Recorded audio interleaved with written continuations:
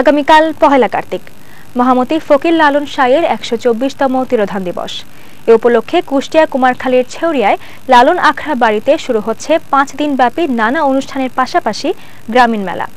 আয়োজনকে ঘিরে লালন আখড়া ও মরা কালীগঙ্গা নদীর তীরে এখন সাজ রব। ইতিমধ্যেই উৎসবের সকল প্রস্তুতি শেষ করেছে কর্তৃপক্ষ। কুমারখালী থেকে আরও জানাচ্ছেন সোহেল হাবিব। ফকির লালন শাহের জীবন সম্পর্কে তেমন কোনো বিবরণ পাওয়া যায় না। অনেকের মতে তার জন্ম ঝিনাইদহের হারিশপুর কিংবা কুমারখালীর ভারুরা গ্রামে। তার জাত ও ধর্ম নিয়েও আছে মতভেদ। কথিত আছে তিনি হিন্দু পরিবারে ১৭৭২ সালে জন্মগ্রহণ করেন আর দেহত্যাগ করেন বাংলা ১২৯৭ সালের পহেলা কার্তিক। মূলত শাহজির দেহ রাখার ১২৪তম সাধু সঙ্গ এবার খুব আড়ম্বরপূর্ণ হবে। শিশুকালে লালন শাহ তার পিতাকে হারান, বিয়েও করেন অল্প বয়সে।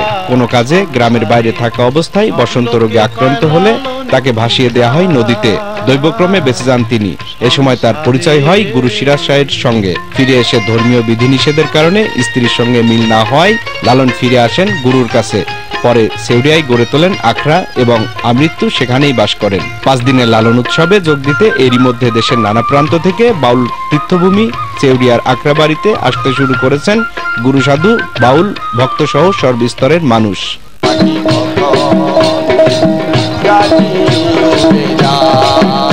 এদিকে উৎসবের সকল প্রস্তুতি ইতিমধ্যে শেষ করেছে লালন একাডেমি, আর স্থানীয় প্রশাসন নিয়েছে কঠোর নিরাপত্তা ব্যবস্থা।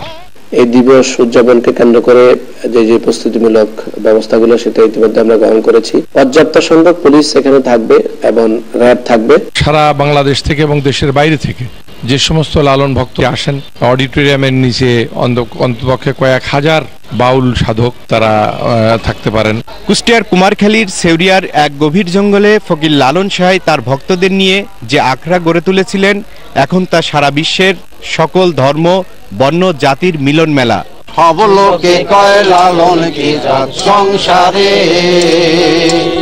ছেউরিয়া লালন আখড়া থেকে সোহেল হাবিব, বিজয় টিভি।